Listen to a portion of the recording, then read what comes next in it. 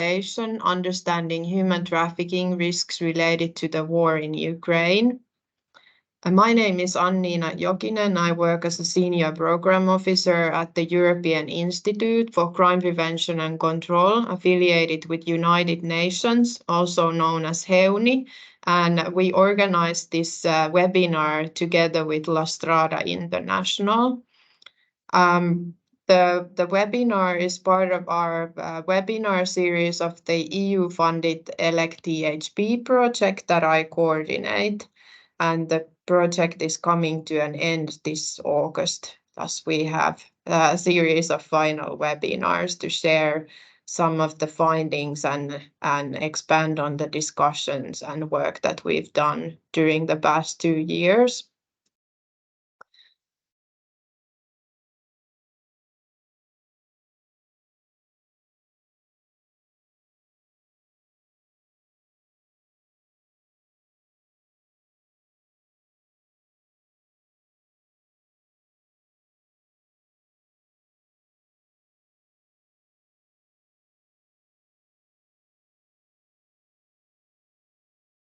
Anniina, you're on mute. It's suddenly. Sorry. So this I don't know what you heard, but the webinar will be recorded and will be available on our YouTube channel. And we kindly ask everyone to mute yourself as I demonstrate, I guess myself, to avoid any background noise. Please do not hesitate to use the chat for posting your comments and questions at any time. We will then have the chance to talk about and respond to those at the end of the webinar in a panel discussion. We will also share the slides, or at least some of the slides, available later on. And we would be also very glad if you want to join us for discussion and conversation in social media and use the hashtag ELECT_THB. Then regarding the speakers, I will introduce everyone when we have their presentations, but besides me, we have here Heather Komenda from IOM Regional Office in Vienna, Kateryna Cherepakha from Strada, Ukraine, Kiril from Edinburgh Napier University, and then Susan Hoff from Strada International. And in terms of the questions that we will cover in our presentations and consider in the discussion are: what do we know of the trafficking risks in light of a year and a half of full-scale war started? So today is a sad day. The war has been ongoing now for a year and a half. What do we know about the trafficking risk? What are the exploitative labor practices we see that impact those that left or remained in Ukraine? Which groups remain vulnerable and why? And what should be done further to reduce these vulnerabilities? And then we will also cover the role of the states and other actors, including the private sector, in some of the presentations. A very brief word about the ELECT THB project. So this has been, this is EU funded from the Internal Security Fund, and we are partnered with the University of Tartu in Estonia and the Ministry of Interior of Latvia in this project. The outcomes will help strengthen the capacity to investigate and prosecute human trafficking cases, disrupt the financial gains of trafficking, and help victims access justice. And like I said earlier, the project is a 2-year project that is coming to an end now in August. So If we go to the next slide. We've had a lot of different project activities, especially this year. We've actually organized a lot of physical events. We've organized international training workshops in Tallinn and Riga, which brought together different practitioners from law enforcement, labor authorities, other authorities, NGOs, and such actors. To discuss trafficking for sexual exploitation and trafficking for labor exploitation. We've also had a series of national trainings in the 3 countries, policymaker dialogues. We've developed different reports and an online training resource, which the link to this was shared by my colleague earlier on. And now we are organizing a series of 3 webinars. This is the publication Patterns of Exploitation that is based on the mappings that we conducted in Finland, Estonia, and Latvia on the latest human trafficking trends and modus operandi. And then Strada International was hired to conduct mappings on Ukraine and Poland. So also this covers data from those countries in a way of summarizing it in an easy and accessible way. In addition, we've launched policy briefs. If you go to the next slide. So Patterns of Exploitation report is very briefly summarized in this first policy brief. And beyond English, Finnish, Estonian, and Latvian language, this one is also available in Ukrainian and Polish languages. And then the final policy brief that we've done in this project has been written by my colleague, Dr. Julia Korkman, who is a legal psychologist, and she's written about psychological coercion and investigative interviewing. And in this paper, she outlines briefly the use of psychological coercion in human trafficking context and how authorities can conduct investigative interviewings when interviewing trafficking victims and how they can best be asked questions and which themes could be and should be covered. So please feel free to look at these outputs, and you have my contact details here. So this is it from our side regarding the ELECT THB project, and then we are ready to proceed with the webinar program. First, we have Heather Komenda, who is a senior regional thematic specialist for migrant protection at IOM regional office in Vienna, where she covers migrant protection issues in Southeastern Europe, Eastern Europe, and Central Asia. She has worked on migrant protection, counter trafficking, and child protection for 20 years. In her presentation, Heather will discuss the gap between expectations and reality in numbers of identified cases of trafficking in the context of war in Ukraine, on the basis of an analysis which was conducted in cooperation with the Regional Anti-Trafficking Task Force earlier this year. Heather, please, you have the floor. Great. Great. Thank you so much, and good morning, everybody. Indeed, I think we can jump right to the next slide and get into it. So for those of you who are not familiar with the Regional Anti-Trafficking Task Force, it is a task force under the protection cluster of the Interagency Standing Committee as part of the Regional Refugee Response. And the purpose of this task force is these 3 items on your screen: to facilitate compilation and sharing of situational information and evidence on risks of trafficking amongst the refugee population, as well as to support coordination and provide practical recommendations.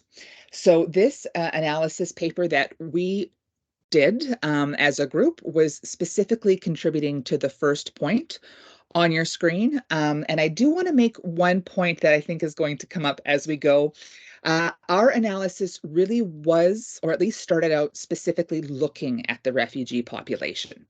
As we were doing our work, it was very difficult to have very firm boundaries in that regard, but that is the population that generally framed our approach. So on the next slide,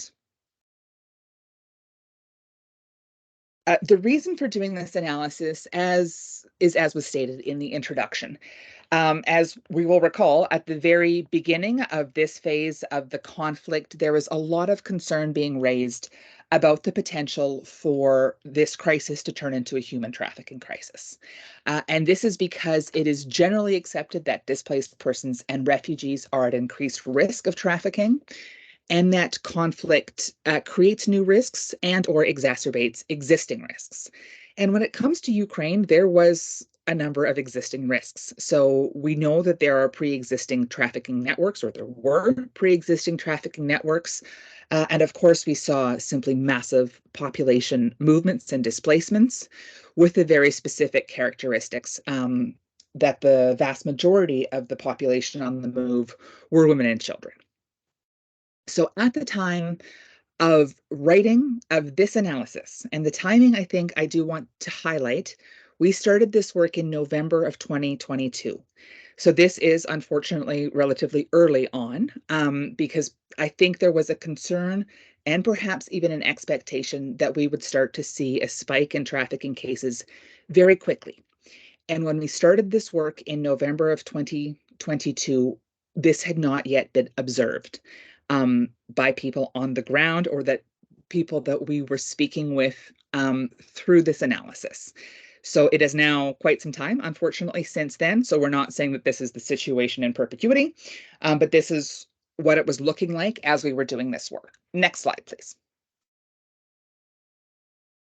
So the purpose of this paper was indeed to look at the gap between expectations in reality, but it was not aimed at primary data collection or counting the number of cases. As a group, the Regional Anti-Trafficking Task Force has devoted a fair amount of energy to looking into identification rates and looking at how information is flowing, but it wasn't on the ground. The analysis was us speaking to each other and other experts on the field. So it was a little bit more of a theoretical framing of the situation, and it was based on key informant interviews, largely with members of the task force itself. Next slide, please. So these are the questions that we were focusing on in the analysis. So what are the vulnerabilities to trafficking in general, and in the context specifically of crisis and conflict? What are the vulnerabilities to trafficking in this specific context of the war in Ukraine? What sources of data exist? Do the existing data indicate an increase in identified cases? If not, why was the situation different than expected? And what can we learn from this? Next slide. So we truly grappled with the question of what evidence exists for vulnerability to trafficking. That's quite an active research area, even outside of the situation of the conflict in Ukraine. But also, are we right to be raising the alarm generally with trafficking and conflict, because we wanted to understand in general, has this link been validated? Of course, theoretically, we know that there's various intersecting factors that increase the likelihood that an individual will be targeted by traffickers. These include poverty, marginalization, financial exclusion, irregular migration status, low education background, etc. Next slide. In theory, of course, crisis and conflict are thought to increase these vulnerabilities. And there is, I think, some fairly mature discussion on why this might be. So we have, in many situations, trafficking as a direct result of the conflict. So when parties to the conflict traffic people to serve in armed groups as combatants or other services, or as an indirect consequences when traffickers target victims who have become vulnerable due to the situation, as crisis and conflict, we do know, amplify social and economic vulnerabilities. And thirdly, that crisis and conflict erode the rule of law and capacities of state institutions, which allows trafficking to thrive. Next slide. So we did look at the existing evidence. And what we found is that much of the evidence around the theoretical link between trafficking and crisis and conflict was related to several key conflicts. So it is an emerging area of research and inquiry with several case studies that are being drawn upon. So what we have seen in Syria is that conflict led to early forced and temporary marriages, increases in sexual exploitation, street begging, etc. Here it certainly clarified that displacement is a risk factor, and also that lack of access or inadequate access to basic needs and safety measures sustains vulnerability, and that the longer a conflict draws out, the greater the vulnerability becomes, or the intensification of vulnerability. Next slide, please. And we saw in Libya that the erosion of rule of law does indeed create a situation of impunity, where if traffickers choose to operate in that environment, they appear to be quite unhindered to do so, and that militias and armed groups do engage in tip or tip-like practices, and that people on the move were most at risk of trafficking. Next slide.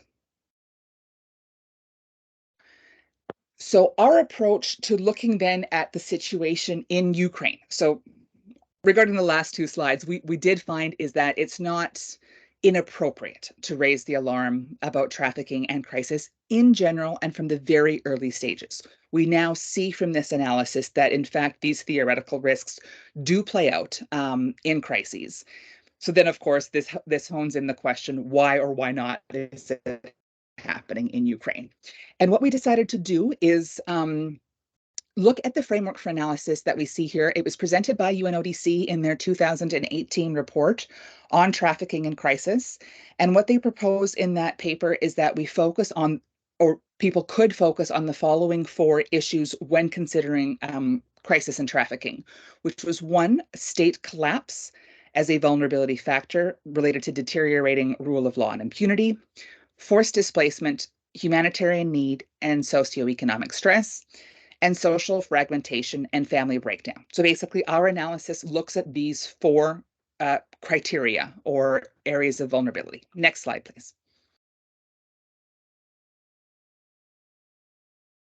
There's the graphic. Oh, yeah, I think I've already covered this. But basically looking at various, there's not really a lot of models about that are aimed to explain why trafficking increases. So it was the most suitable for this sort of analysis, and this framework presented on the left captures most elements of the theorized risks, and we did find that this model had good explanatory power. Next slide. So looking at each of these four conditions then.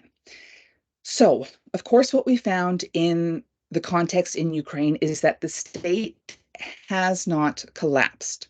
So when we look at other conflicts where state institutions basically entirely devolve or become weakened, this is not the situation in Ukraine. There has not been any evidence at the time of writing of the Ukrainian state becoming involved in trafficking. And in fact, there is evidence of the opposite. Not only do law and justice institutions remain functional, and the state is becoming perhaps strengthened in terms of uniting in national defense, but very importantly, the state is actually taking targeted and deliberate action against trafficking in persons, specifically, but also generally to protect the population, including through cash and social support. So in terms of the first condition, our analysis was that the condition was not in place in this situation. Next slide. However, the second condition, of course, forced displacement, this has occurred inside and outside the country, and of course, on a massive scale. Now, we do, however, see responses to this. So in surrounding EU and other countries, this displacement was met with measures from very, very early on, within the first few days, measures to facilitate safe and regular entry and stay for people fleeing Ukraine. And also there has been access to labor markets, education, social protection, etc. So our analysis found that the condition is in place. There is large-scale forced displacement, but there has been a significant response to this displacement. Next slide.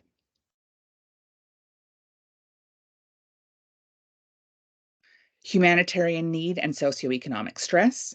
Of course, we know massive loss of life, injuries, movements, displacement, severe destruction to civilian infrastructure and housing. Public services are under severe pressure, limited access to healthcare, millions of jobs lost, and many households inside and outside of Ukraine are unemployed or dependent on social assistance. So similarly, this condition is in place, but there are also responses to this, for example, of course, the social and cash programming. Next slide.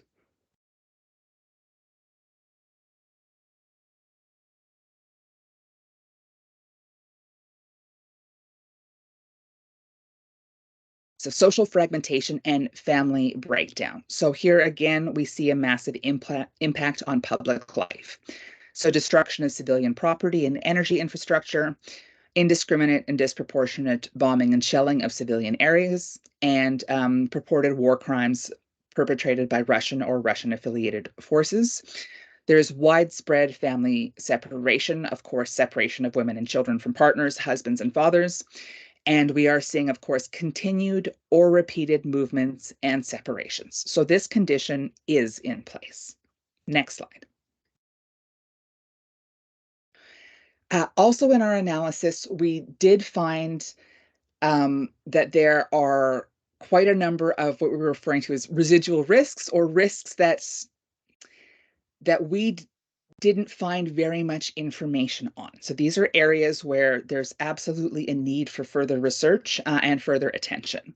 So there was not a lot of documented information on the situation of children. Of course, people were aware of potential risks of separation, potential trafficking of children, but we weren't finding cases, and we weren't finding a very good information on the situation. There have been some concerns raised about non-registration. So for unregistered individuals, we perhaps don't know their situation, and choosing not to register or being unable to register may in fact be creating vulnerabilities. We're just not sure. The gendered elements, I think we found that there is attention being paid to gender and concern about the separation of women and children from families, but perhaps not a very nuanced understanding of the dynamics, how this is playing out, and what specific vulnerabilities it's creating. At the time, there was not a lot of information on internal displacement and its effect on vulnerability, other than the generalized hypothesized risks, but I think this is really improving and has changed quite a lot. For example, IOM does regular displacement surveys that looks at vulnerabilities within Ukraine.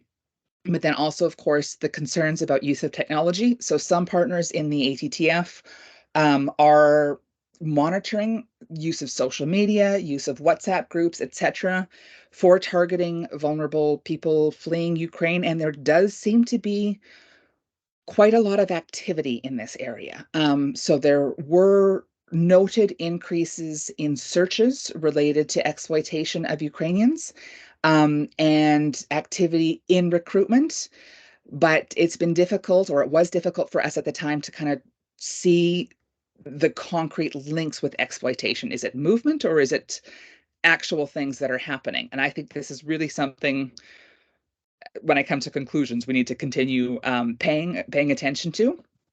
And then also labor exploitation. So one thing we were noticing, at least in our media monitoring, in that in the early stages, reports that were being generated by the media tended to focus on labor exploitation. This is very early basic media monitoring, but it tended to be situations where Ukrainians were taking up employment, and the conditions of employment were not as promised, kind of the typical sort of thing that we know about with trafficking.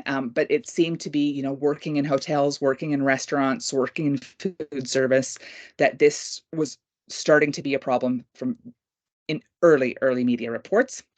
And then this issue of delayed vulnerability, which I think I address more on the next slide. So in terms of findings, the expectation of an increase in trafficking, this was grounded in theory and based on previous experiences from other conflicts. I think this is important because it demonstrates that we were not misplaced in raising concern about this. But potentially some factors may be more important than others in understanding vulnerability to trafficking and crisis in general, but also in the context of the war in Ukraine. Second, data and research for assessing the scale of trafficking in this crisis, and likely in others, are lacking. So of course, we were doing this 6 to 10 months into the conflict. This sort of data takes time, and it takes an awful lot of effort to generate at a time when partners are very, very overwhelmed. So we have kind of a live data problem, but when we were looking at historical situations as well, data was a bit weak. This also raises the concern that perhaps we are not identifying trafficked persons that do exist. We know that detection and identification is difficult in all contexts. We know from UNODC's recent report that when it comes to identification and connecting victims of trafficking to law enforcement, it's usually the trafficked persons themselves who are referring, which is very complicated at the best of times, but certainly in active hostilities, etc. Next slide, please. Importantly, the immediate and large-scale responses we found were likely to be effective at addressing key factors of vulnerability, including forced displacement, humanitarian need, socioeconomic stress, social fragmentation, and family breakdown. So for many of the risk factors that are present, and they certainly are present, there has been a large, effective, and coordinated response. So for example, access to regular and safe pathways for, I won't say migration, but for access, rights to remain and to stay on territory. This is likely, we think, to be profoundly protective, as well as access to basic social services. However, there are remaining or residual risks that require greater attention, sustained attention, etc., as well as additional investigation and intervention. And next slide.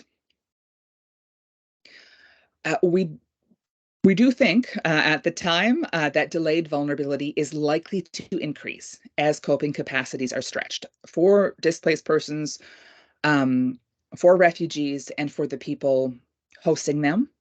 And there is a concern that the real situation with trafficking may be revealed with time.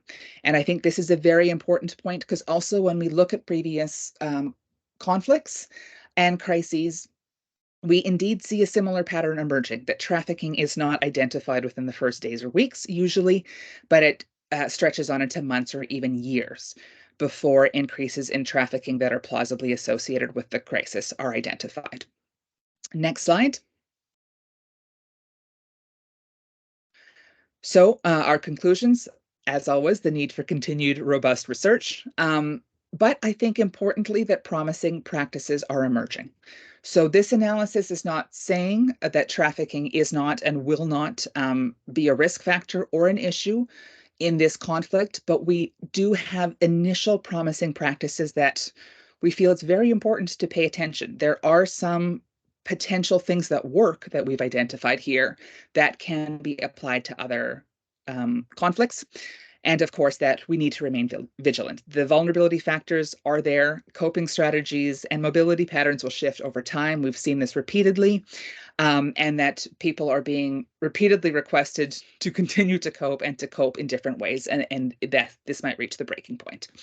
And at which point this trafficking crisis that we've raised the alarm of and are vigilantly monitoring may in fact eventuate. And I believe that is my last slide. So thanks very much. Great, thanks so much, Heather, and thank you for highlighting some of the findings from this analysis. And I think this very well summarized like the main areas of concern that we have. We will then, if you have questions to Heather, please write them in the chat, and then we can cover those in the final discussion part. But we will now continue directly to the second speaker, who is Kateryna Cherepakha, who is the director of Strada, Ukraine, which was established in 1997 to combat trafficking in persons, gender-based violence and domestic violence, ensure gender equality and protect the rights of children. Katja has worked as a national expert for various international organizations throughout the years and received the US Tip Hero Award last year. She was involved in conducting the mapping on Ukraine for our ELECT THB project, and Strada Ukraine is together with IOM coordinating this task force in Ukraine on human trafficking related with the war situation. She will elaborate on the situation in Ukraine related to human trafficking, the actual situation and remaining risks for Ukrainians that stayed behind, including those that are planned to leave. Katja, we are so happy that you were able to join us. Please, you have the floor. Thank you very much. Thank you very much, colleague. Well, first of all, I would like to greet you and to thank you for the possibility to join to this project and to this work, and for the possibility to be able to share with the situation, with some findings on the situation of Ukraine. Well, today actually is also a very important day for Ukraine. Today is an today is an Independence Day, so it's a very like a significant date for our country as an independent. So it's a 32nd anniversary. And yes, maybe in my presentation I would probably echo some of the points that colleagues previously mentioned. The risks and the vulnerability, of course, of ending up in the situation of human trafficking and exploitation definitely dramatically increased with the beginning of the full-scale invasion to Ukraine, as of course there were like millions of people who left the country trying to escape and to save their lives, and most of them were women and children. Millions of people became internally displaced, moved to other regions within the country. Many lost their houses, jobs, incomes, social contacts and support. This is also very important, for being able to provide and to support themselves. Many unfortunately do not have a place to return due to the fact that their cities or villages are completely destroyed, literally till the ground, or under the occupation, unfortunately, at this moment. Or there are a very active fightings and very active shelling that really does not allow them to return. Of course, I also want to mention that unfortunately this is not something very new for Ukraine, because the war itself has started back to 2014. And in 2015, our organization did also a small research about the risks of ending up in the situation of human trafficking for internally displaced people. At that moment, that was not that much about leaving the country, but placing themselves in other regions. And of course, the risk of vulnerability shown to be very high. People very often, and this is like relevant to the current situation, think and consider that they have nothing to lose anymore. They do not have any other option. They might consider that they are not in a position, to struggle for themselves, to choose, to apply or to report about some kind of violation that they're experiencing. And what we observed and what we see from the situation in Ukraine, what we see from the sharing of information from the colleagues from other countries, speaking about the risks of human trafficking and exploitation, it's not the situation when the risks are extremely high only during the first month or the first days of the full-scale invasion or the crisis situation, but it remains to be very relevant also in a longer perspective. And it's also not only about the risks just at the a border crossing line or immediately after the border. It's the risks that are remaining when people are already left Ukraine, settled somehow in other countries, even if they receive the support of the state, of the volunteers, of the local authorities, but the risks remain. The colleagues previously mentioned that, of course, we quite understand that the possibilities of assistance or services and the scope of available assistance definitely decreasing with the time. And this is relevant for other countries who receive our citizens, and the same is also might be challenging for Ukraine itself.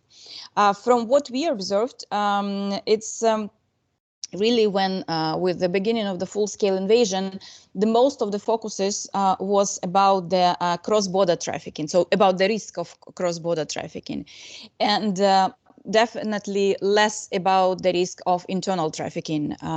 But I mean, the risks are still very high. And what also we'd like to mention that we have to say that at this, even during the first months, the country, the government, the state, the international organization that were located here, the non-governmental organization that were still working here, really immediately stepped in and addressed these risks. And there were a number of information materials in social media, in various channels about the risks of human trafficking and exploitation. There were materials that were distributed at the checkpoints at the Ukrainian territory, that were materials that were distributed at the train station, in the trains, at the border crossing points, and in the border territories, to inform and to warn people about the possibilities, possible risks.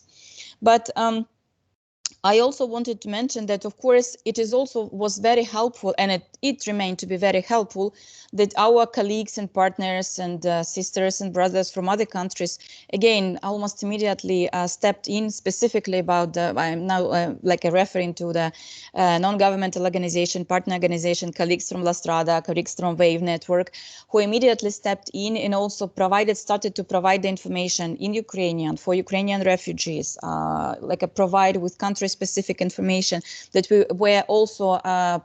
we could also share here in Ukraine, to try to make these preventive measures.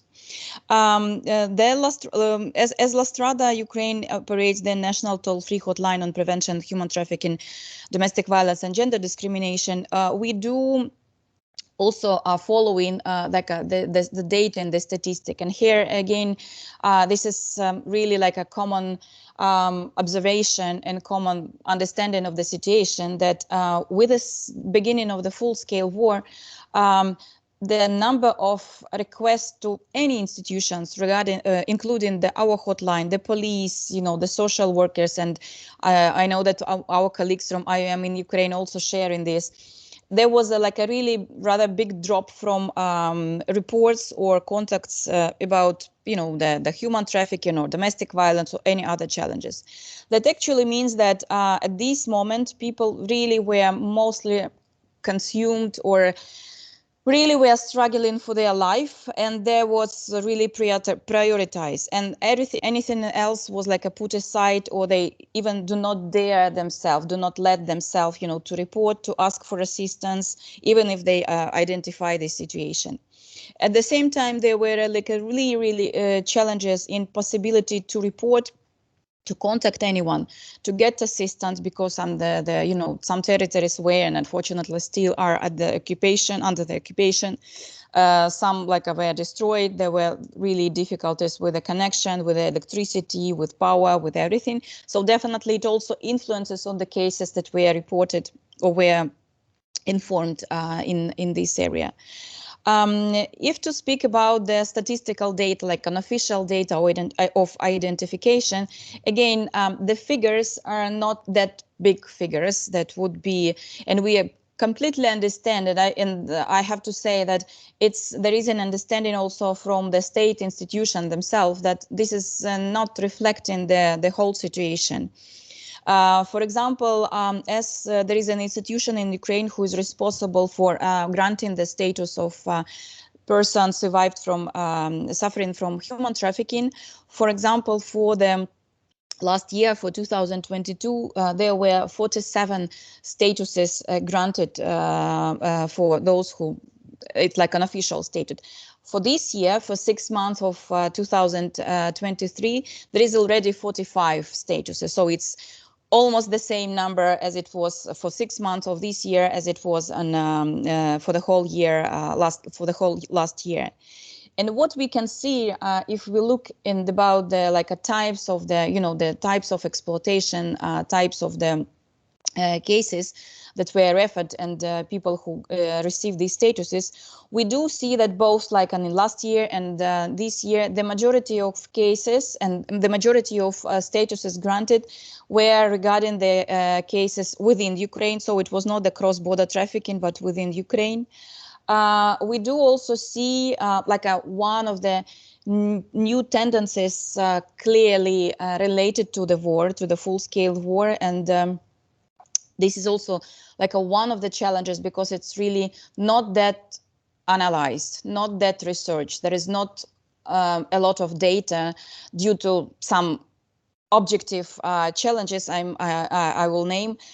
It's increasing the number of cases that related to involvement, the trafficking with involvement in the criminal activity, and trafficking and involvement in the armed conflict. So this is like a really new, I would say, again, not completely new comparing to 2014, but definitely much new, much more scale with the current invasion.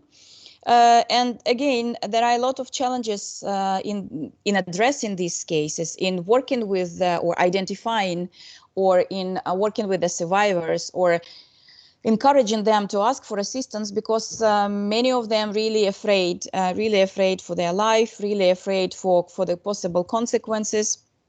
And of course, among the current challenges with identification, with gathering the statistic, with gathering details about the routes, about some details that would be really helpful, or about the needs. It's the cases of human trafficking and exploitation that occur on the temporary occupied territories. This is unfortunately at this moment, this is the dark area that we are not able to get the information or to get the statistics. But also, of course, with those people who were forcibly deported or sometimes kidnapped to either non-controlled territory or to Russia. Again, this is really at this moment no possibility to get this information, to ensure some investigation or some further actions. So these challenges remain, but also I also would like to say about some moments, some significant, and this is a really significant step that we are taking on the state level to address. Apart from the an immediate informational campaigns at various places, there were also other initiatives. One of them that was already mentioned, this is creating of the anti-trafficking task force group that we, Strada and IOM in Ukraine are co-chairing. This is the group that we are really are able to share with all respective partners, mostly from international organization or non-governmental organization, working in the area of prevention human trafficking, providing assistance, but also what we practiced in our work. We do try to invite for these meetings also representatives of the key state institution. This is the Ministry of Social Policy, this is the National Social Service of Ukraine, this is the National Police, that are a really crucial actors on the state level to address human trafficking and to respond to this, to exchange with information, to exchange with the tendency and observation that non-governmental organization providing assistance or international organization have and observe and receive. And because we all know that very often it's more likely that the person would, at least this is the case in Ukraine, that it's more likely that the person would contact civil society organization rather than the state authorities. So definitely there's more chances to collect a ground-based grassroots information and to be able to share it with the state institutions. Another very important national initiative is that there was an framework cooperation signed between the UN office and Ukrainian government that would address the conflict-related sexual violence problem and providing assistance to survivors. And one of the chapter 1 of this of the implementation plan on the realization of this framework is dealing with the prevention of the human trafficking. So in fact, it's foreseeing the coordination and cooperation of all the actors, non-governmental, international, and first of all, state institutions, really different from different areas, to address the human trafficking risk, as in Ukraine, but also there are a number of initiatives that are focused on ensuring and taking the obligation and ensuring assistance and ensuring cooperation with the other countries to make sure that our nationals who are staying abroad due to the war, saving their lives, they also would be able to receive the assistance. They would all be able to get the response and get the protection. Also, one of the recent updates in the situation of Ukraine, finally the state anti-trafficking program was adopted. This is also a very important step that ensures the cooperation and coordination of the efforts of various institutions. And one of the very recent, it was literally last week, information, and it was presented. There is a special unit was created within the General Prosecutor Office that would address human trafficking. And last week there were working group or coordination group that involved where this these plans and these directions was presented with participation of the civil society institution, international organization who are working in this field, and there are really common steps are assigned for further cooperation with this within this area. It is also expected and planned, and it's already started to proceed with that there are going to be specific trainings for the prosecutors. So it would be a kind of specialization for the prosecutors on human trafficking. And that's definitely there are expectations that it would enforce, let's say, the investigation, the prosecution, and access to justice, as this is remain unfortunately to be one of the a challenging area in country response. So just maybe a few words about the. Well, it's a challenges, but also there's a kind of constatation of the fact. Still, the problematic areas remain to be identification, and here I'm speaking about both a self-identification for the survivor themselves. So a lot of people, and that we observe, that a lot of people do not identify their situation as human trafficking or exploitation, and of course, in this situation, they would not even try to ask for assistance. Those cases and those people who are staying under the temporary occupied territories or deported, again, this is the area that definitely need to be addressed, but seems to be rather challenging. Lack of space and at the same time lack also of overloading of the structures due to big movements of displacement, due to destroying or damaging of the infrastructure. Well, probably I should name it as a first remaining risk. It's remaining risk for the life. Yeah, it's a continuation of the war. It's a continuation of all that vulnerable situation we are staying, and that actually means that at any stage, in case of the intensification or worsening of the situation, there might be like a new waves of the refugees. So also remaining vulnerability, and also it is also one of the challenges is the challenges of implementation, all the measures, challenges of implementation, all the procedures and services on the regional level. Due to various facts, due to the lack of prioritization on the local level, I have to mention that on the policy level, on the level of the government, there is really like a high attention from the highest level institutions and the representatives to this problem. But when it comes to the regional level, to the level of Hromada, there are much more challenges because there are a lot of things were put on the shoulders of Hromada, and very often they do not prioritize the human trafficking comparing to others. But we do see, just to finalize, let's say the final word, we do see the positive development in this. Still, the remaining challenges are there, but we do literally see that the kind of cooperation and coordination, the efforts, contributing to the efforts of various sectors. This is like one of the key, not to duplicate, but rather, to contribute and to strengthen each other. That's really the strategy and approach that is effective. Thank you. Thank you so much, Kateryna, for highlighting the realities in Ukraine and indeed highlighting the importance of this longer term perspective, as well as talking about the new latest trends and developments. Because Kateryna has to leave shortly after her presentation, if there are any questions to her, we could now have time for one or two short questions.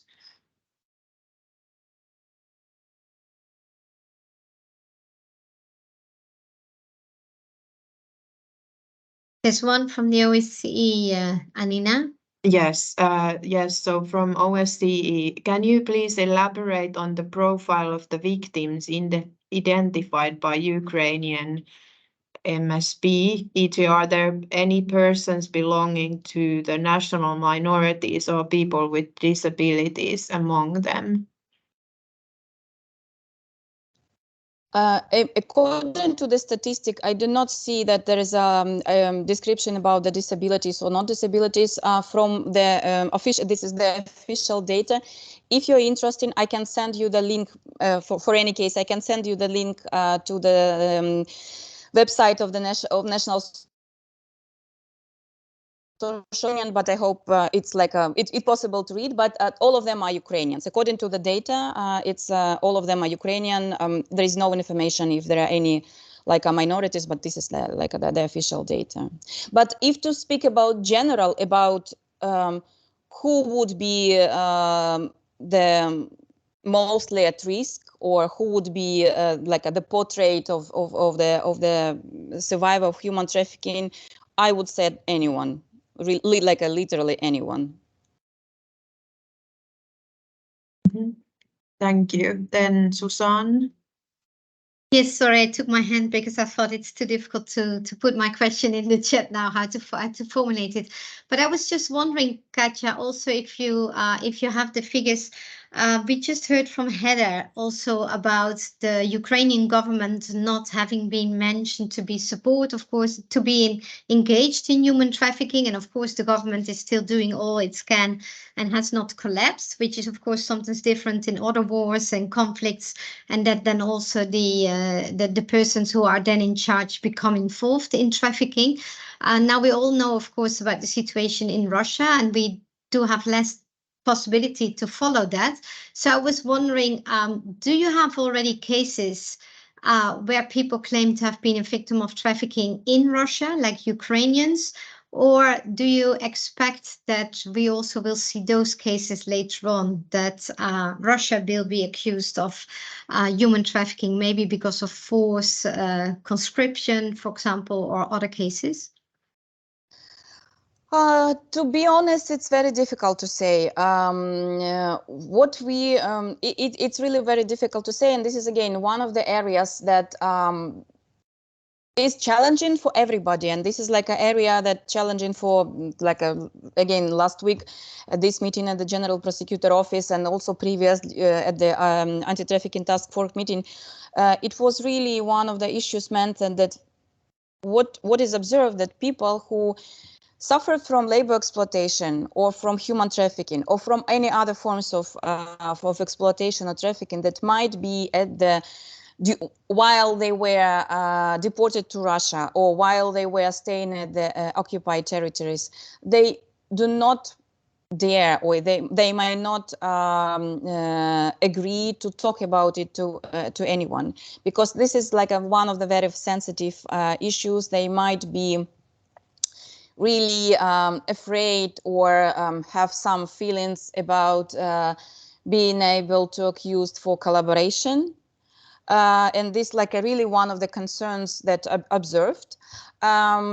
Also speaking regarding speaking also with the colleagues who work in the areas that are really close to the temporary occupied territories. I mean, like regions that are partially occupied at this moment.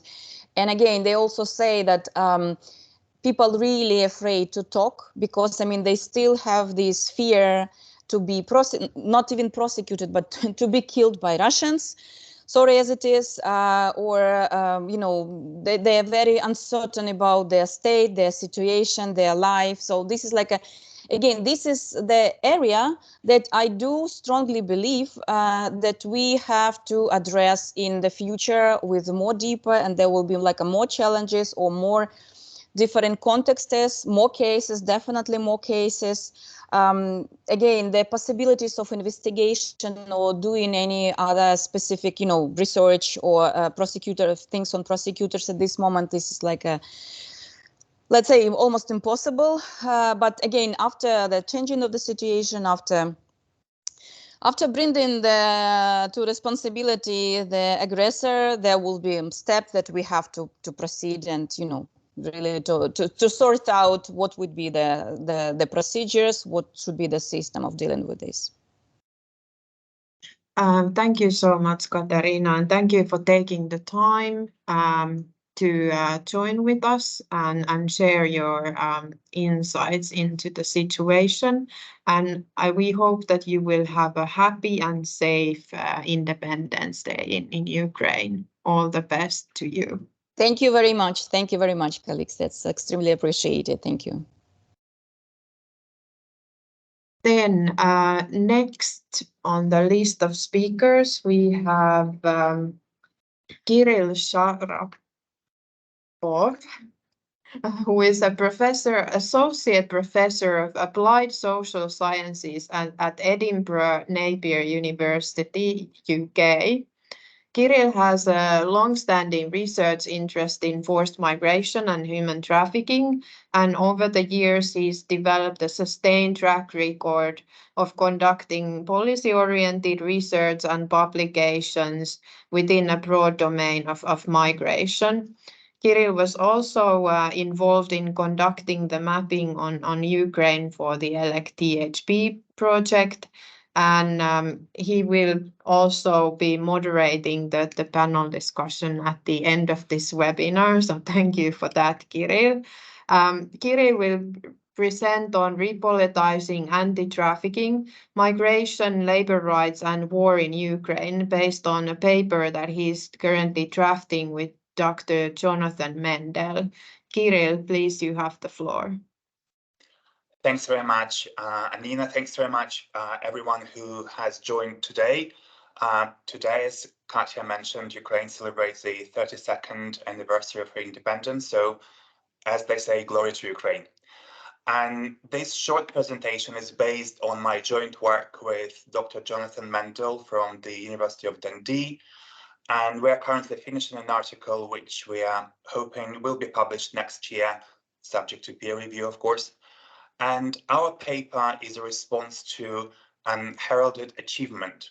While there was a lot of fear of a major human trafficking crisis emerging from the war in Ukraine, this has largely been avoided.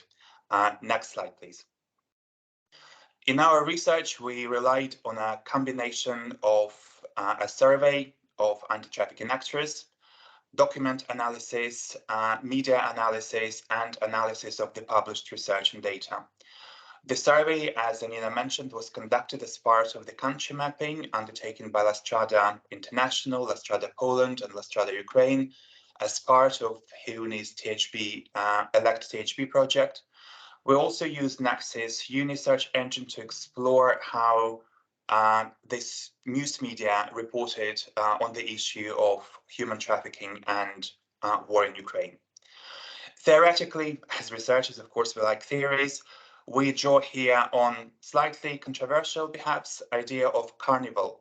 Slavoj Žižek interpreted carnival as a release valve that makes the status quo of life and capitalism more tolerable. Let's just all laugh it out, rather than challenging the status quo. What we see in much of anti-trafficking today is this carnivalesque play around labor exploitation that is very much part of normal life and capitalism today. In case of exploitation linked to the war in Ukraine, a focus on very visible but not so effective anti-trafficking activities such as awareness raising and rescue, and on fears of large-scale trafficking that never emerged, is, we're arguing, carnivalesque destruction from much more normalized exploitation of migrant labor. What is normalized is to focus on and participate in carnivalesque anti-trafficking measures. And what is increasingly marginalized is the ethical critique of normal labor exploitation within capitalism. Next slide, please.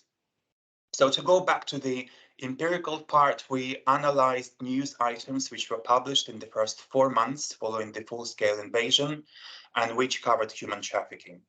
The overwhelming majority of these news items spoke about the risk of human trafficking and did not provide any specific details about the nature or scale of this risk.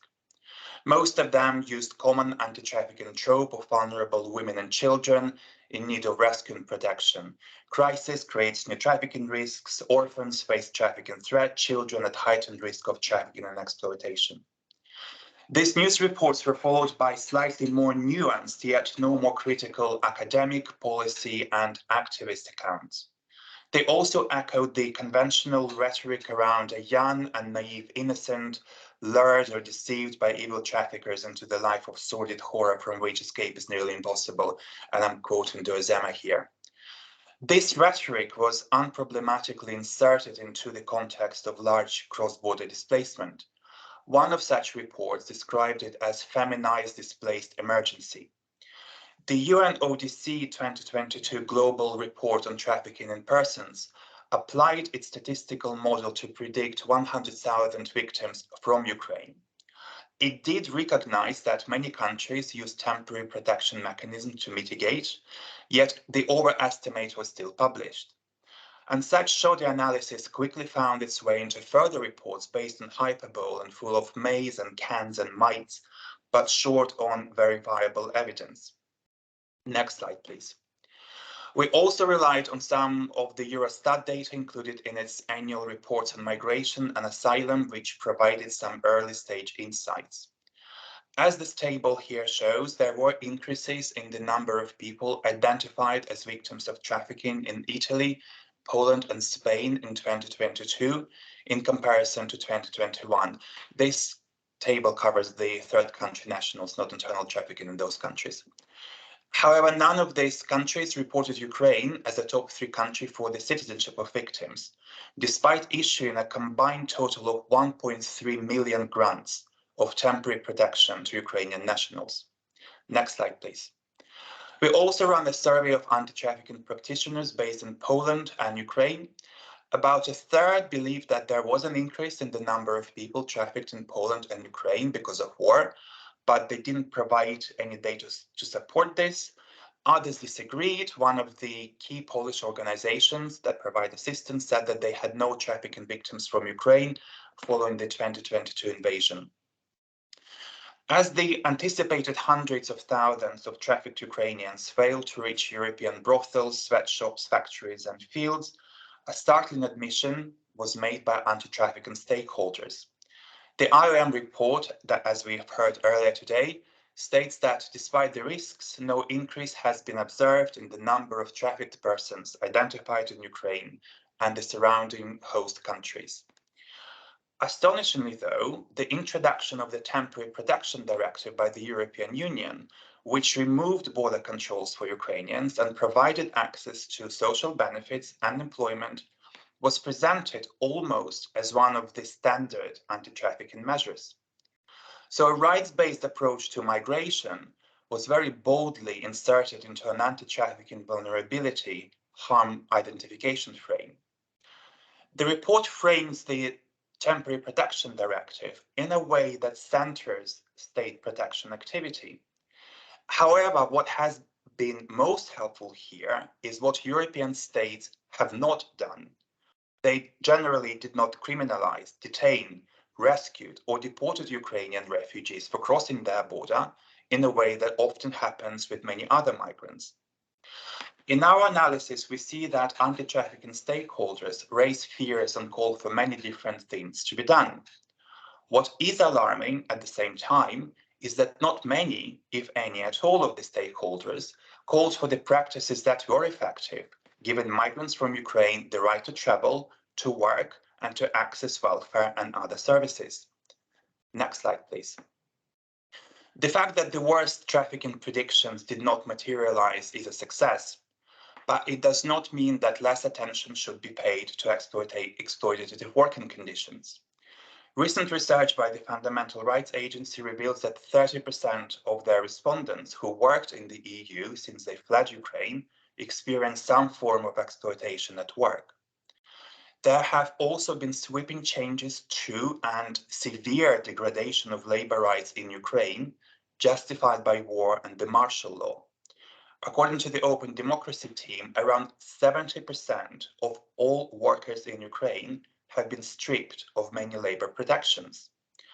In trying to review the impact of these labor law changes in Ukraine, we encountered a number of silences. The first came from the International Labour Organization, which failed in its situation assessment report to even mention these changes. There is also a silence of labour inspectors, since all labour inspections were suspended in Ukraine. The third silence is to do with the recently adopted anti-trafficking program in Ukraine. The program sets out a long list of measures, around 37. However, only one of them is explicitly linked to labour exploitation and labour rights. Paradoxically, it appears that people in Ukraine who did not or could not flee are in many ways more vulnerable currently to labour exploitation than those who did seek refuge in the EU or in the UK, which also provided similar protections here. Next slide, please. In conclusion, the lack of any large-scale trafficking problems springing from the war in Ukraine is a striking success.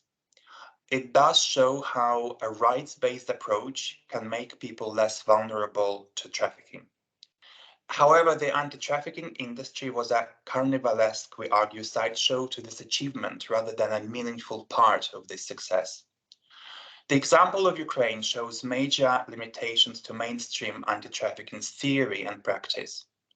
The theory failed to predict what would happen here, and it does need to be revised or abandoned.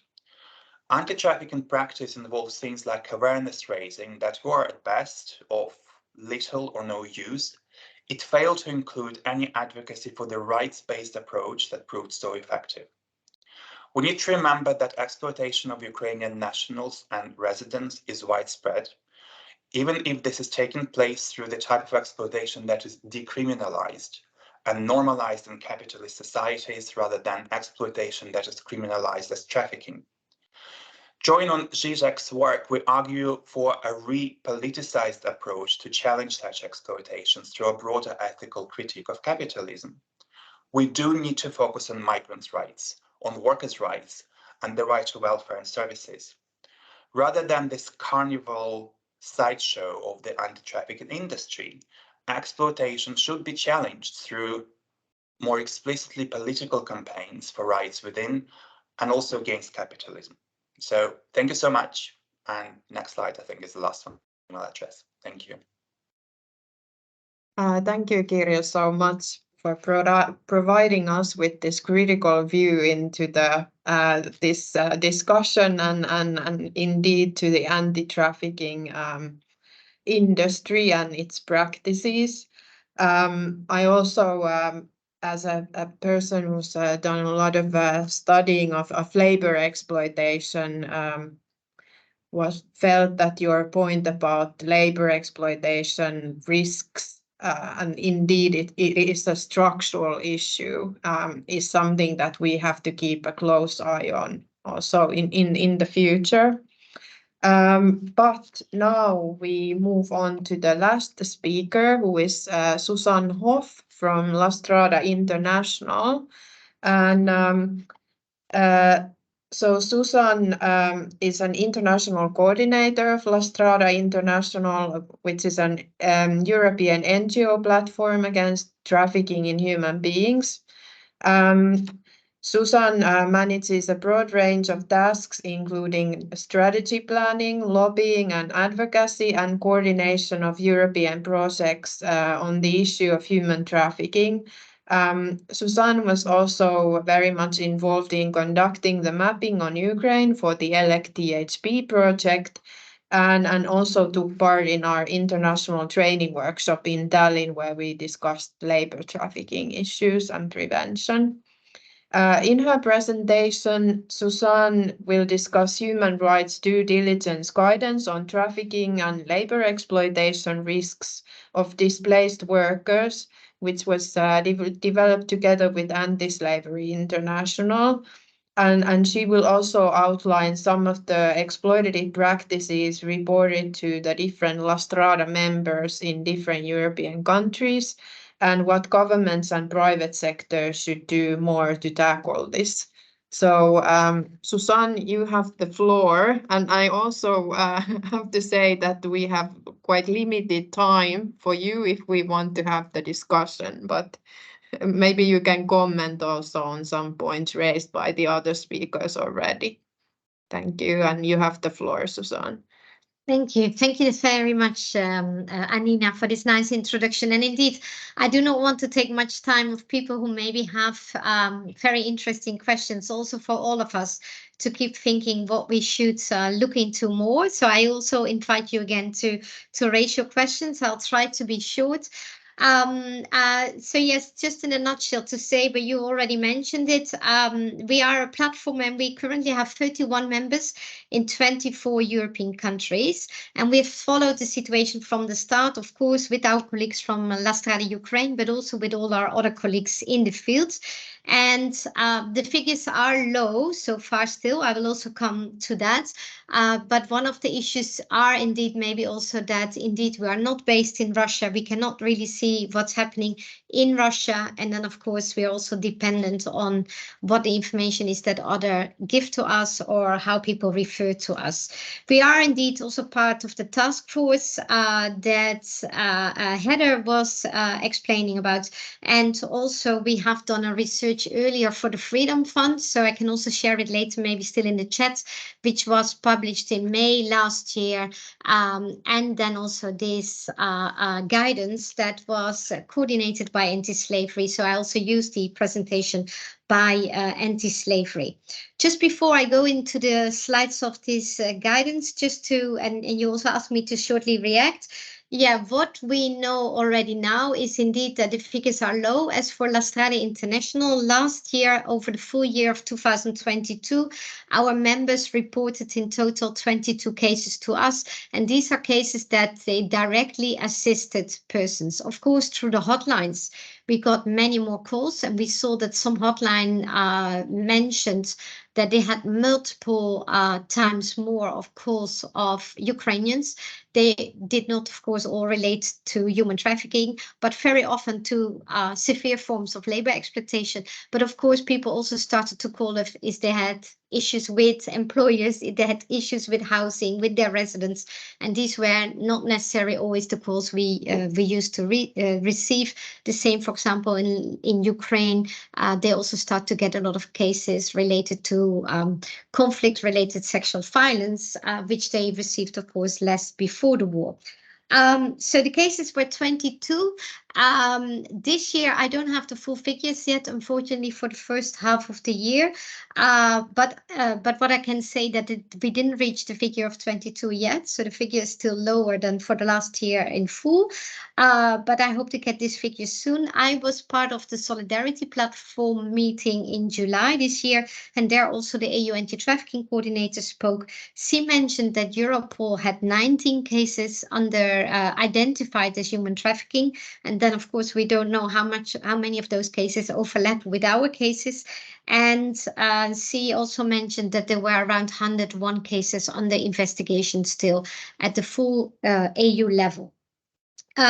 So the last thing, let me go to the slides now, and then maybe I will still share a little bit of the findings that we've seen, and I'm conscious of the time. So just go to the next slide, please. So this guidance that we developed was that we don't only want to push, and while monitoring, pushing governments, but all the different stake actors, including also civil society, to do more, to reach out, to try to get in contact with Ukrainians. And also have to say that, of course, the work that we did on monitoring Ukraine and to see if Ukrainians are not vulnerable, it didn't stop all our other work. And if you compare the figures I just released, they're not in line, of course, completely with all the enormous amounts of other cases we get. For example, last year in Finland, our member assisted nearly 1,000 other victims of human trafficking. This is victim support in Finland, and they had not even one case of Ukrainian. The same for Poland, for example. They nearly have now identified 4 cases of people from Latin America on a daily level, and hardly only 1 or 2 cases of Ukrainians. So you see that the figure is indeed quite low. So the aim of this guidance was to also make businesses aware, to also making sure that maybe in the country of operating, maybe they were still in Ukraine, maybe also still in Russia, especially at the start of the war, but also in countries like the UK or the Netherlands or Germany, that they are aware when employing Ukrainians what to take into account. And for this research, Anti-Slavery and Strada International looked into the situation in particular of countries surrounding Ukraine, and that included interviews with people from Bulgaria, Germany, Italy, Moldova, Poland, and Romania. Next slide, please. Where we looked, and I will be very short, the guidance, and you can see the full guidance. I will also share that over the chat. But the guidance looked at all the different risks and factors that the companies and the private sector in general should look into when they want to enforce exploitation and abuse, and when they want to do good due diligence. So they have to look, as I mentioned already, where are they operating, but also have they followed gender and inclusions policies? What about the recruitment? How do they get the workers? Do they know there was fair recruitment? What about accommodation and transport, the contracts, the documentation, the payment of wages, but also are people free to associate? Do they understand their workers' rights?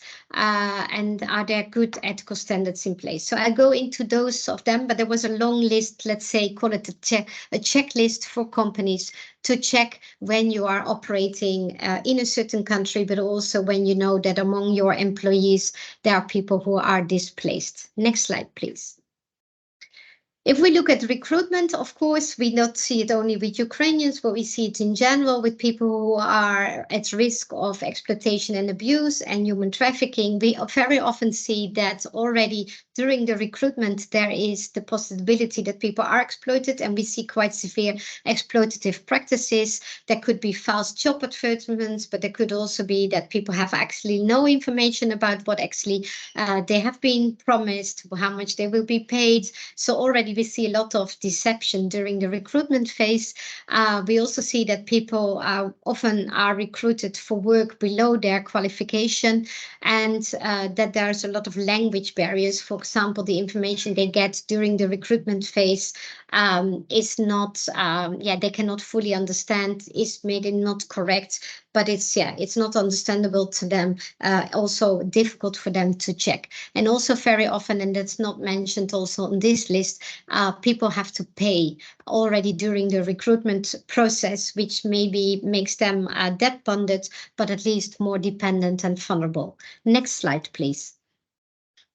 Then we looked into accommodation and transport, and this is also very relevant in the situation of Ukraine. You probably all still recall that at the time of the full invasion, full-scale war to start, we heard a lot of indications, a lot of people called us, and probably also you heard about it, is that people were offered all kinds of accommodation, all kinds of transport at the border, and it was very difficult to control.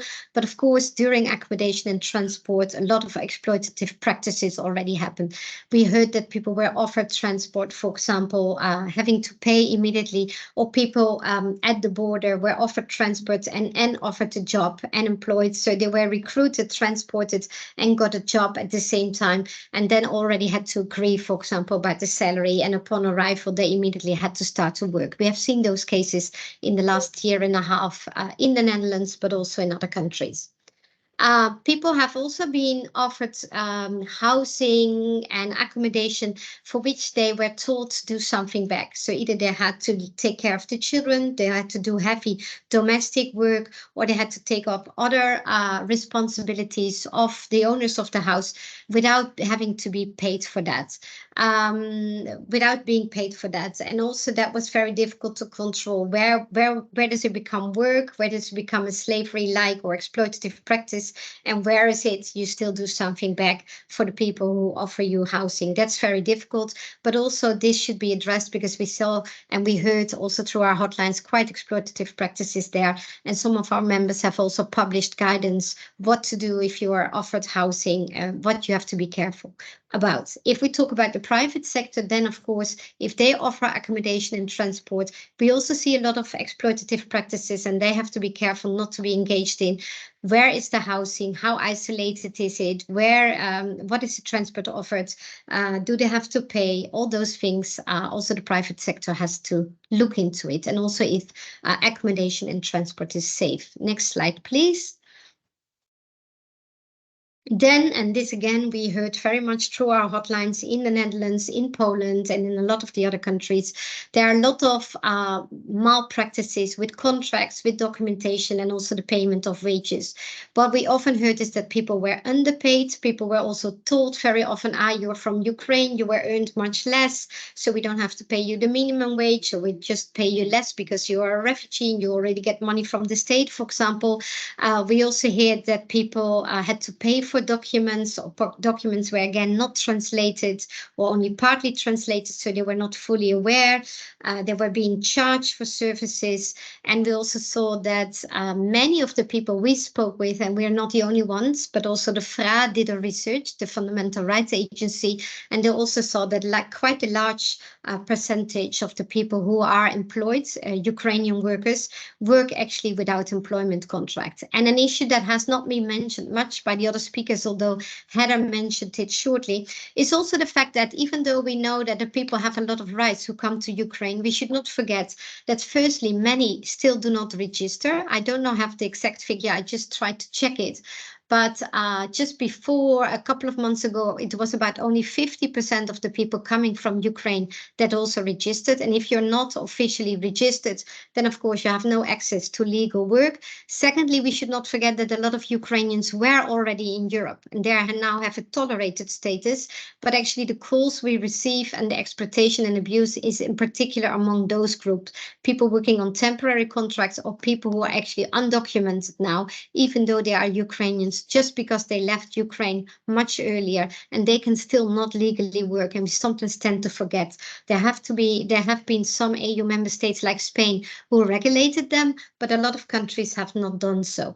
Plus we have the group of third country nationals, like for example Nigerians who lived in Ukraine, who were also tolerated, but now you see that a lot of EU countries come with new legislation and this tolerated status will stop. For example, in the Netherlands, it will stop on the 4th of September. So these groups of people coming from Ukraine are actually quite vulnerable, even though no longer in Ukraine, but in an EU country where you can expect at least some decent work. So we also ask the companies to really look into that and also to ensure that they really control, are Ukrainian workers being paid similar to other workers in their company. Next slide, please. Then labor rights, I slightly already mentioned it. I mentioned also the situation of third country nationals. We saw also a lot of racism, discrimination and exploitation related to these groups who would not have the same rights as people with maybe a Ukrainian passport or Ukrainian nationality. I mentioned already the not understanding the rights. What we also saw is that people had to work excessive amount of hours. Sometimes they were also not paid for overtime, but just for the hours that were mentioned on their contracts. And this is actually, unfortunately, not only to Ukrainians, but we hear it very often. People are not being allowed to have a break, people not being allowed to have a time off. This we hear in general quite often from migrant workers' situations. And then, of course, there's also the verbal and the physical abuse by their direct supervisors, or maybe even among people that could be sexual harassment and other situations. And then if that's not completely supervised and not controlled and not addressed, so people cannot safely report or complain, that's definitely also an issue. Next slide, please. That was the next slide.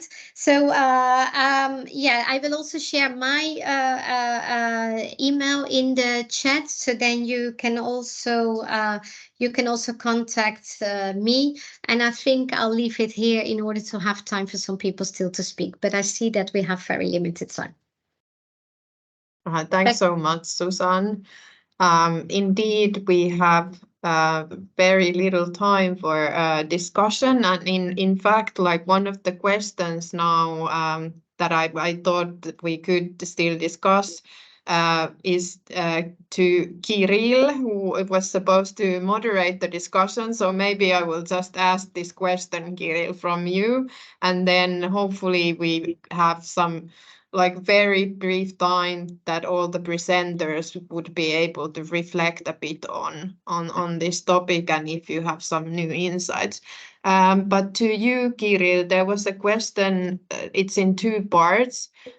First part is, can you please clarify which data was used for deriving the conclusion about the higher risks for Ukrainians in the country rather than abroad to be in a situation of exploitation?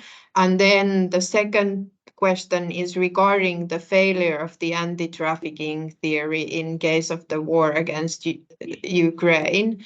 What's your opinion on the UNODC data highlighting the gap of 2 years between the actual crisis event and the increase 4 times in the number of victims of trafficking identified? Isn't it too early to declare the failure of the theory? Mm-hmm. Thanks so much, and thanks for the questions. I'll briefly respond. I know we only have 1 minute until the end of the webinar, then we'll probably stay on for 5 minutes. Yeah, so I forgot to say that we discussed that maybe we go 5 minutes over time. Yes.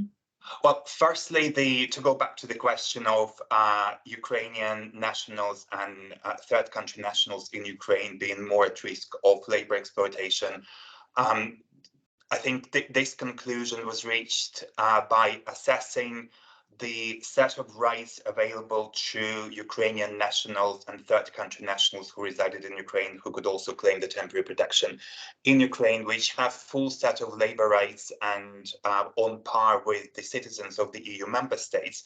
And if you compare that to the current situation, which has been described by trade union as the rock bottom in terms of labor rights protection in Ukraine, where the labor law has effectively been suspended.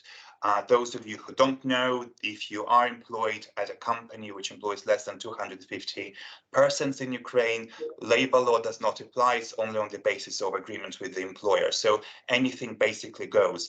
And we looked at the number of cases or complaints or referrals which were reported to the Ukrainian State Service on Labor Issues. And they had 27 nationals who reported different irregulations, including non-payment of wages, illegal dismissal, suspension of employment contracts. And they also, in June 2023, the labor inspectors conducted, in 1 week, identified 330 cases of the use of undeclared labor and 30 cases that had signs of labor exploitation and forced labor. So gradually, this kind of loosening of the labor law in Ukraine makes people unprotected. If labor law does not apply to you in Ukraine, labor law of the EU member state which is hosting you does apply to you if you're a Ukrainian refugee. And to go back to the second question very briefly, I think we do need to, and I really hate, going back to this lengthy, long definition of human trafficking from the protocol, but we really need to assess the theory which was applied and pushed by the UNODC in predicting that there would be 100,000 victims of human trafficking in Ukraine against the question of scale, against the 4 million Ukrainian nationals who are currently, well, as of April, the figure that I've just Googled, were taking advantage of the temporary protection in the European states. They do have access to all rights, whether these rights are the enforcement of this right is done properly. That's the question to the member states. But theoretically, these people can never, in most cases, would not be trafficked because they're not irregularized by many policies that apply to other migrant groups. So I think there are fundamental questions about this human trafficking theory, though human trafficking theory does not exist as such. It's just these factors that we consider to be as pushing people into vulnerability, which were effectively mitigated for the first time since the probable adoption of the protocol on such scale by the adoption of the temporary protective directive, and also equivalent measures in countries like the United Kingdom. So I will move on to other questions. Anniina, whilst I was answering, I couldn't read the questions. Did you identify any questions that we can still ask? No, as far as I see, there are no other questions in the chat. Mainly, I was thinking that, Heather, if you want to react to the other presenters, we could say something shortly. Hi, thanks very much. Honestly, it was quite encouraging for me. I think that we're starting to see some areas of convergence, but certainly some areas for further work. I think particularly this issue of labor exploitation. Certainly in my presentation, I was hedging my bets very much. But it does seem, even from the early days, that labor exploitation is perhaps where the problem lies. I don't feel confident with the level of data that I have right now to say that. But I think we definitely do see a mismatch between, as Kiril said, the traditional area that gets all the attention and the reality of where exploitation is happening. And I think that this has given us perhaps clarity and a call for action to double down on those efforts. Yeah. Okay, and any other immediate reactions, or is this the end for our discussion? Maybe Irina, maybe Anniina, if I may, just one comment to add. We also had invited ILO for this event, and that's also because, as you know, Heather, we also heard during the last task force that the Ukrainian government is planning to recruit and employ a lot of migrant workers to come to Ukraine and to help rebuild the country. So this is definitely an issue that I think we have to watch and to monitor also soon, next to, of course, continue the monitoring as such. And secondly, what I think also, this is one of very practical, we see that a lot of companies and governments try to match Ukrainians. But what the situation is also that because it's so unclear how long they can stay, they also are not offered very often a permanent job, or they don't get secure jobs. So that's also an issue which we definitely have to look into. And also with this matching, for example, the portals that the EU is setting up and national governments, very often they fail to put a lot of information there about the risks or who to call in case of in risk of exploitation and abuse. And so very often those portals should be much more used. And in general, and then I also referred to a publication of PICAM, and I saw that a board member of PICAM is also online. That I think we should also look into that.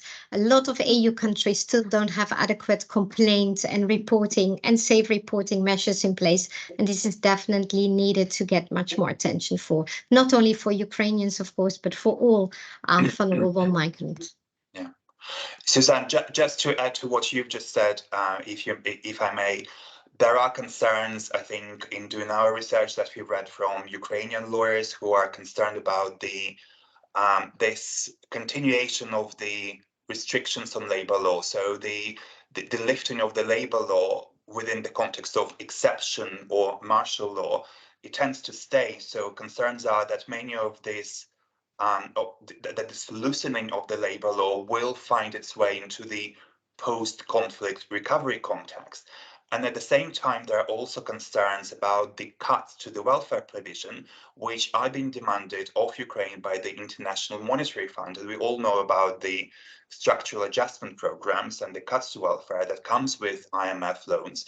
And there are already concerns circulating in Ukraine amongst the lawyers and the activists about it. So there will be, in a way, to use the expression that Heather used, there may be a perfect storm for exploitation where people will be extremely poor in Ukraine because of the 7 million, I think the latest assessment by the UN of Ukrainians were pushed into poverty. And if you're poor, if you're desperate, if you have nowhere to live, you go into any job that is available, whether it's covered by labor law or not.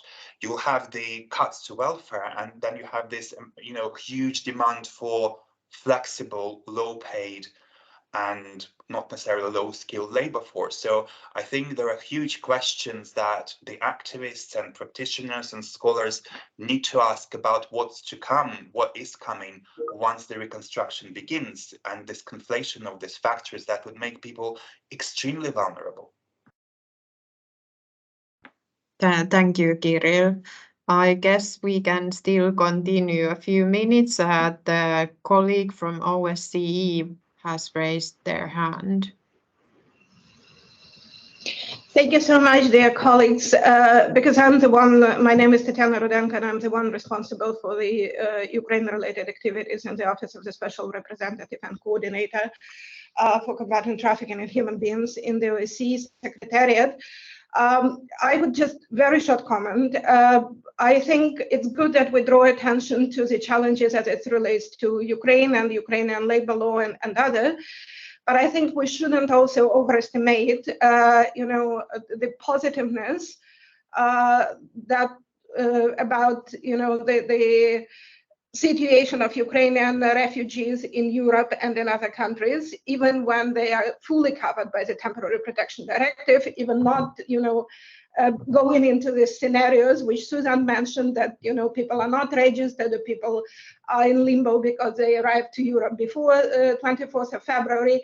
But even if you are registered, even if you are under the Temporary Protection Directive, first of all, social benefits are far from being sufficient to make any persons living in any of the European countries. And now we see the situation when the European country seems to compete for who will decrease the benefits, the more.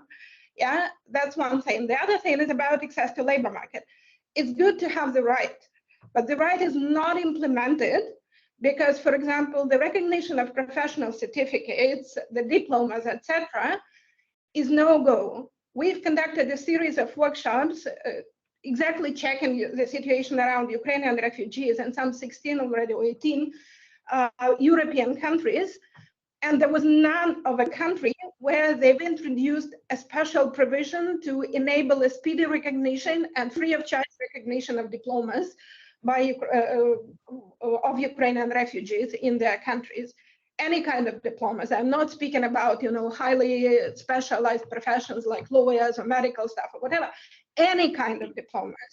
They don't even allow the psychologists from Ukraine, qualified people, to help their peers, the refugees, in a professional manner. They can be hired only as volunteers, without any recognition of their professional qualification and respective payments and so on.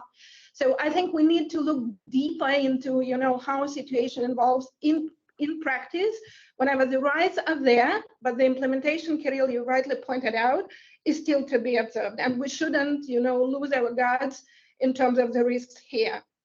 Absolutely. And this is the question perhaps also to ask of the member states and of the European Commission and of the EU anti-trafficking coordinator. What are they doing to make sure that the rights that are given, and it is absolutely amazing development that no one expected that the war would happen this way, happened where rights were given but they're not being implemented. And I absolutely agree with your concerns that having the rights does not mean that vulnerability is removed, but it's a far better basis of being a regular migrant or regularized by the Temporary Protection Directive in Ukraine than many other trafficking cases that we were talking about before the war. So I absolutely agree with your point, and thanks very much for making this far more clear than I've done. Okay, thank you everybody for this final discussion part, and thank you Tatiana also for your insightful comment. I think we are now gonna close the webinar, and people can go and have their lunch, or at least the Finns can go. and then I want to thank everybody for participating. We would really be glad if you would fill in the feedback form and give us some feedback. I also shared a link to the HEUNI publications where you can find the ELECT publication as well as some of our other human trafficking publications. The Patterns of Exploitation report highlights many of the exploitative practices that also Susan covered in her presentation. And I also want to thank all the presenters for taking the time and joining us here. Thank you to La Strada International for great cooperation in organizing this. And ultimately, I really want to think that we need to look also on this kind of longer perspective that Katja highlighted in her presentation when it comes to the human trafficking risks and the labor exploitation discussion as well. So thank you everybody, and have a nice day and end of August. And we have a second webinar, final webinar next week on Monday about fraudulent recruitment and such. And if you're interested in those topics, feel free to join us on Monday. Thank you so much.